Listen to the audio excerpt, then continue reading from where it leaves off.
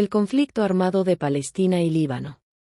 Hice una búsqueda sobre temas del conflicto armado entre Palestina e Israel porque me llama la atención que este conflicto es el que se ha sostenido de forma casi ininterrumpida durante todo el siglo XX. Es de llamar la atención también el número de intervenciones de la ONU, las cuales han arrojado múltiples recomendaciones y que no solo no han sido tenidas en cuenta, sino que algunas han sido usadas para legitimar una que otra contraofensiva por parte de Israel, ya sea hacia Palestina o hacia Líbano.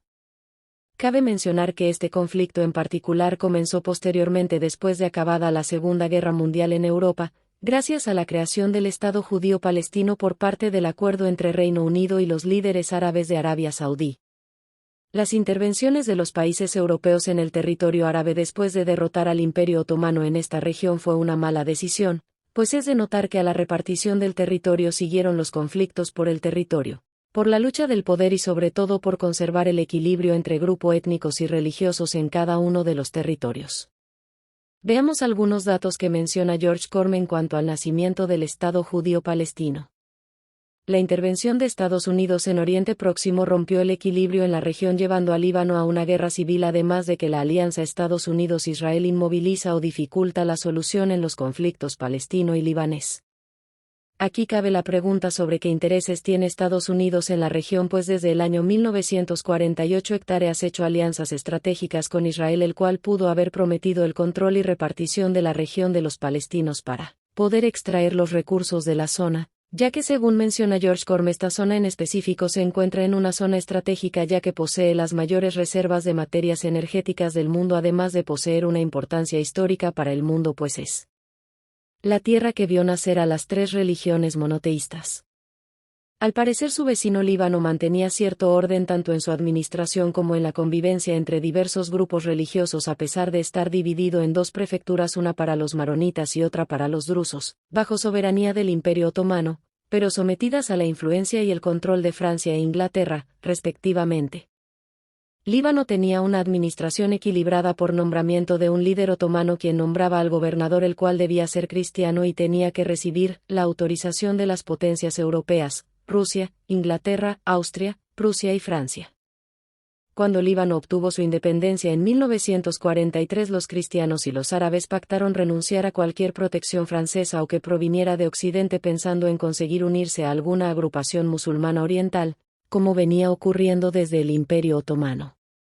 Líbano se vio entonces como un puente entre Oriente y Occidente, una tierra de diálogo entre el Islam y el cristianismo.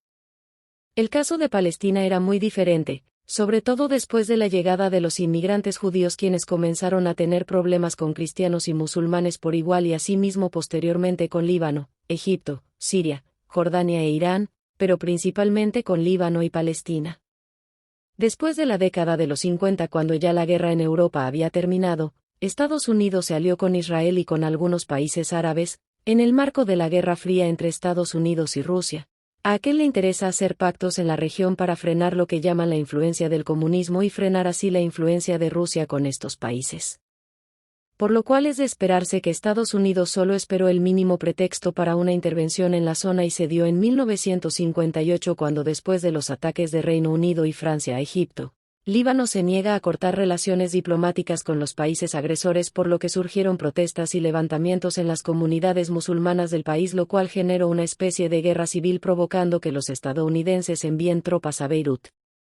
Para entonces ya existían campos de refugiados palestinos en Jordania y Líbano, de los cuales surgieron movimientos de resistencia armada en contra de Israel. Estos grupos de protesta a las agresiones de Israel fueron expulsados de Jordania en 1969 debido a que lanzaban sus ofensivas desde ese país hacia Israel, lo cual no se les permitió, y se trasladaron entonces a Líbano.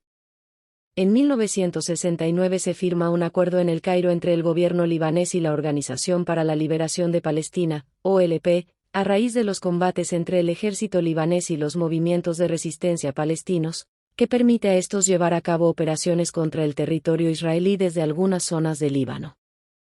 Líbano experimentó numerosas injerencias extranjeras, occidentales y árabes. En el interior también la población estaba dividida en bandos, unos que apoyaban la resistencia palestina y los que se manifestaban por reprimirlos.